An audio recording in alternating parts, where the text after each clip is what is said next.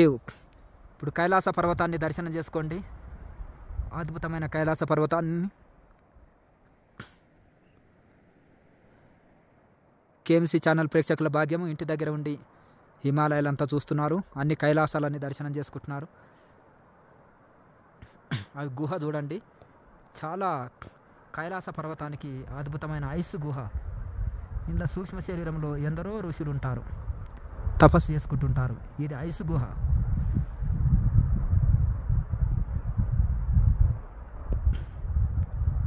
ఐస్తో కూడిన స్వరంగ గుహ. నల్లగా మట్టిలాగా ఉంది కానీ అదంతా ఐసే. ఇవన్నీ ఐసు స్వరంగ గుహలే. ఐసు కరిగి గౌరీకుండంలోకి వెళ్తుంది. గౌరీమాత ఇక్కడ తపస్సు చేశారు, గౌరీకుండంలో స్నానం చేసింది. కాబట్టి ఇక్కడ గౌరీమాత స్నానం చేసినందుకు గౌరీకుండం అనే పేరు వచ్చింది. అన్ని రాతి కొండలు, ఇవన్నీ రాతితో కూడిన కత్తుల్లాంటి షార్పుగా ఉన్నాయి. ఇవి అన్ని పర్వతములు.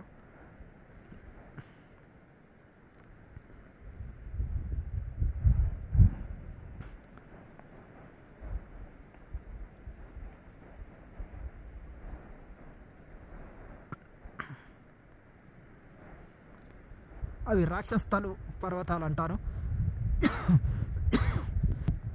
రాక్షస్థలు దేవతలు రాక్షసులు ఇక్కడ యుద్ధం చేసిండ్రు.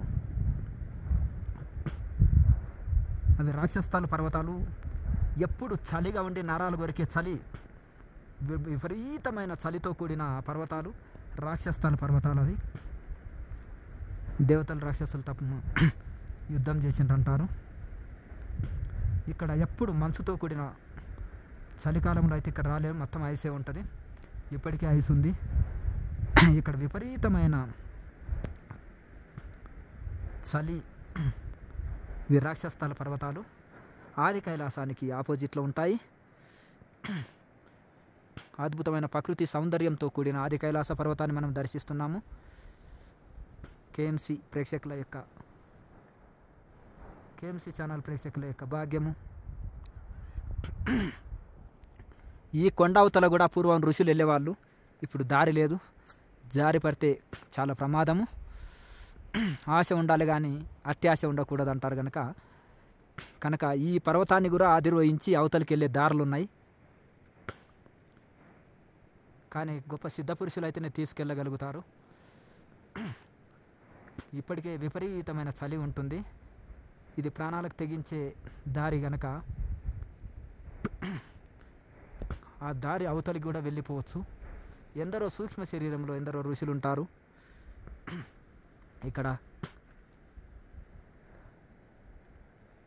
ఎందరో చిరంజీవులు, మృత్యుంజయులు సూక్ష్మ శరీరంలో ఉండే ఋషులు ఉంటారు.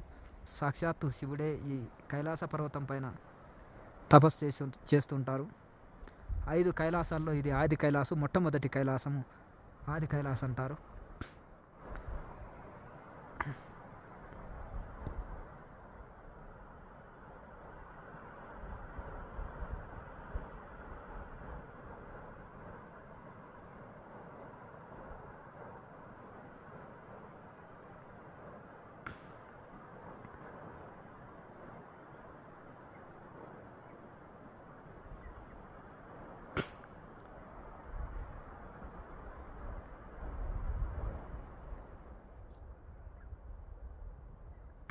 ఇక్కడ మధ్యాహ్నమే మంచు కురుస్తుంది, చీకటి అయిపోతుంది కనుక కనిపించేటి రాక్షస్థల పర్వతాలు. ఇది ఆది కైలాసము. అవతల కూడా సిద్ధపురుషులు సూక్ష్మ శరీరంలో ఋషులు ఉండే స్థలము. ఈ కొండని అధిరోహించి అవతలికి వెళ్తే ఉంటుంది.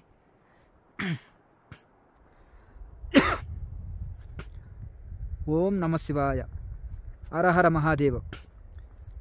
మీరు గమనించాలి, మనం ఎలా వచ్చినామంటే అది గౌరీకుండం కదా, అసలు ఏ మాత్రము దారి లేదు, ఇక చూడండి. స్లిప్ అయితే అంతే సంగతులు, లోయలో పడిపోతారు. ఒక రాయి కొండ మీద నుంచి దొర్లినప్పుడు ఎలా దొర్లుతూ ఉంటుందో, పరుతుందో, అలా ఇక్కడ కూడా అట్లా దొర్లుతూ మనిషి కింద పడితే అంత ప్రమాదము. ఎవ్వరు లేరు, ఒంటరిగా శివుడే తోడు. మొత్తం మీద చూడాలనే ఉద్దేశంతో వచ్చినాము. ఆనందంగా తిలకించండి. ఇక్కడ ప్రతి కొండ కూడా ఋషి స్వరూపము, దేవతా స్వరూపము. ఇక్కడ స్వచ్ఛమైన గాలి చాలు. ఇక్కడ ఔషధులు తిని జీవించవచ్చును. ఇక్కడ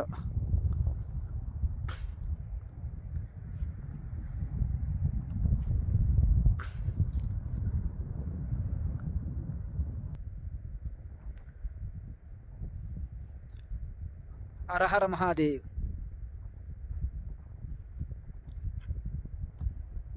హర హర మహాదేవ్. హర హర మహాదేవ్. హర హర మహాదేవ శంభో శంకర. జై భోలేనాథ్.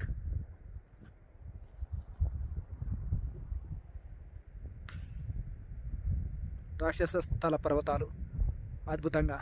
దాని అవతలనే కైలాస మానస సరోవరం. ఇక్కడ నుంచి ఒక 100 కిలోమీటర్స్ కైలాస మానస సరోవరం. రోడ్డు తయారు చేస్తున్నారు. 3 సంవత్సరాల తర్వాత ఎవరైనా వెళ్ళొచ్చు ఇక్కడ నుంచి రోడ్డు గుంట. కానీ ఇది కఠోరమైన దారి. నేపాల్ నుంచి ఈజీ దారి, హెలికాప్టర్లు వెళ్తాయి, బస్సులు వెళ్తాయి అనే ఉద్దేశంతో యాత్రికులు సుఖంగా వెళ్తారని అటు నుంచి వెళ్తారు. ఈ కొండ పర్వతాల వెనుకనే కైలాస మానస సరోవరము. ఇప్పుడు రోడ్డు కూడా తయారు అవుతుంది అక్కడ.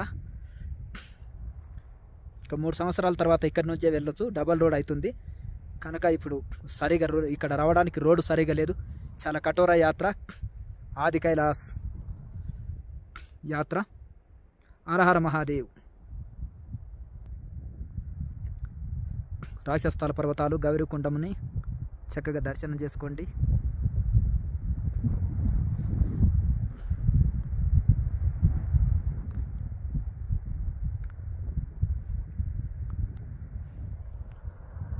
ఆది కైలాసం దర్శనం చేసుకోండి. విపరీతమైన చల్లటి గాలి వస్తుంది.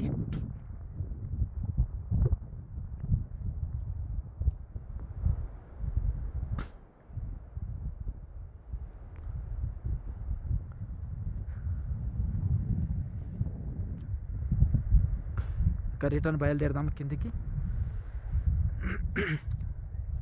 హర హర మహాదేవ శంభో శంకర.